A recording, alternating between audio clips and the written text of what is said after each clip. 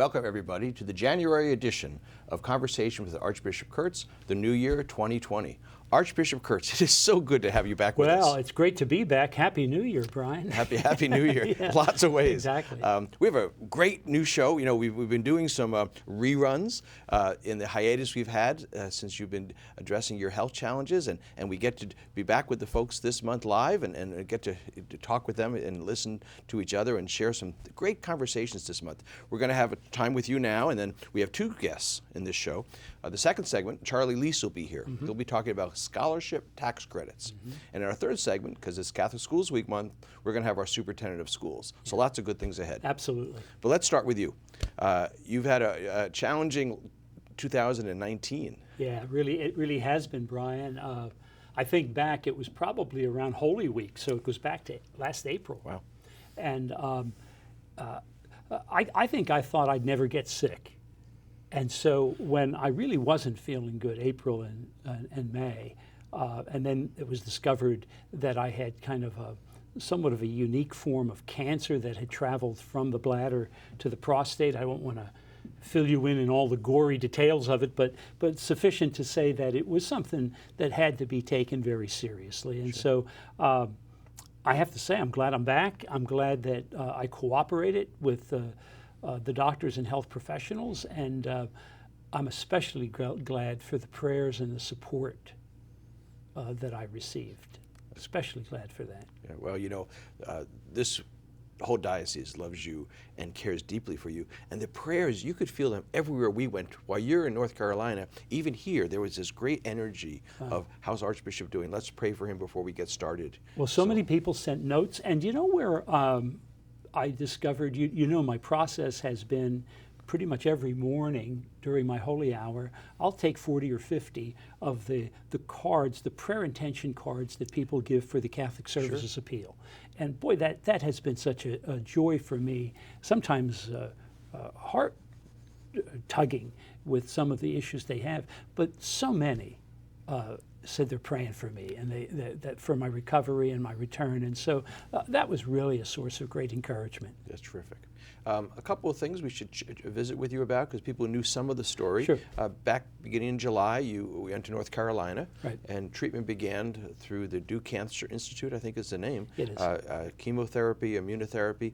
Why Duke and why that treatment? Well, you know, and by the way, my allegiance with the ACC continues to be Louisville, so I'm not Just checking. I'm not trying to drift toward the Duke neighborhood, but I received from a number of sources.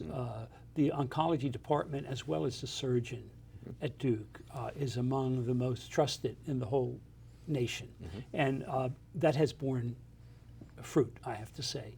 So you're right, I went through a whole process of chemotherapy and had some I don't want to call them mild reactions. I had no major physical reaction other than I got blood clots, and that became kind of a very chancy thing for me to deal with. That was, I think, caused by the chemotherapy.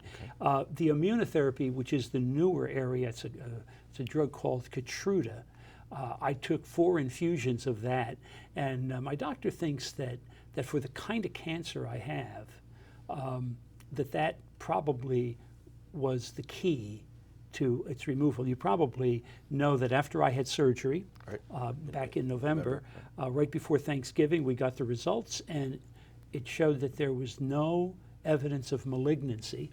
So the doctor said, this kind of thing comes back. And so he says, let's continue the chemotherapy every 3 weeks. Excuse me, not chemotherapy, the immunotherapy. Thank God, I've had it with the chemotherapy. But the immunotherapy is fairly benign. I don't have the reactions to it. It does mean my going back to Duke once every 3 weeks, and I've have 2 of those under my belt now, and I'm continuing that as a way of monitoring things. Every 3 months, we take a CT scan in order to ensure that there's a clean bill of health. So they're taking a very methodical approach to it, and I for one, am grateful for it. You certainly have had to adjust your schedule, first all during the treatments, then the surgery, then recovery, and even now with traveling back to Duke periodically for treatments. I know that rarely a day went by that you didn't check in and touch some project going on in the Archdiocese. Yes. But how have you experienced trying to balance your health challenges with your schedule? Well, it hasn't been bad. I mean, let's be honest. People like yourself who have been so competent in administering the issues within the Archdiocese has made it actually easy and even a joy for me to work with. So thank you for that. Sometimes the issues of the Archdiocese have been a blessed relief for me. You can only think about yourself so much, and it starts to get boring. And so that has been good. But what I have found is that the pace had to slow down. Sure. When people say, well, when you get sick, you just have to pace yourself, that's correct. And I did experience fatigue. I still have a little bit of it, Brian, but so I have to just be able to pace myself. I learned a big lesson in just watching, when I go to the Duke Cancer Institute, watching individuals and families. I physically, I don't think, had many changes. There are changes, of course, but nothing as dramatic as some people who are ravaged by the presence of cancer. I mean, it's just unbelievable how frail they are. And your heart goes out to them. And I think being able to sympathize with people who have a long-term illness, I think that's a healthy thing for me. Can you tell us a little more about that? What do you say to people now that you've experienced this when they're facing, what advice do you have for people Well, facing? you know what? Part of it is just being present and listening. Okay. Because sometimes, you know, people are eager to say what their situation is, but if you have cancer, you've experienced one example of cancer. And so it's probably not a good thing to give somebody your life story, but rather to listen. And that's been, I think, helpful for me, just to be able to be present and to listen to people. In many cases, to write back to people who have written to me and thank them for their support and sharing. So that has really been a very, very good thing for me. Knowing you're still getting periodic treatments, but please God, most of the toughest months are over. What got you through this?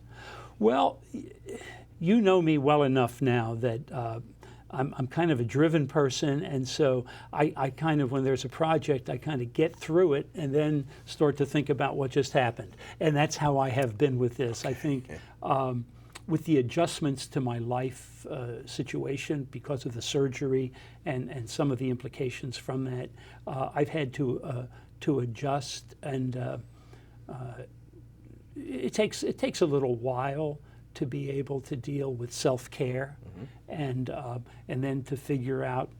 I think I know everybody from Humana now in terms of you know, who you go to get this particular drug or whatever. So I think in the process, though, it's been a joy just to be able to relax and, in a sense, allow people to assist me. That's great. And that's been great. Well, on behalf of the whole Archdiocese, welcome home. Thank you. It's great to be home. Thanks, everybody, for viewing first part of January's show. And stay tuned for segment 2 coming up with our special guest, Charlie Least. We'll be right back.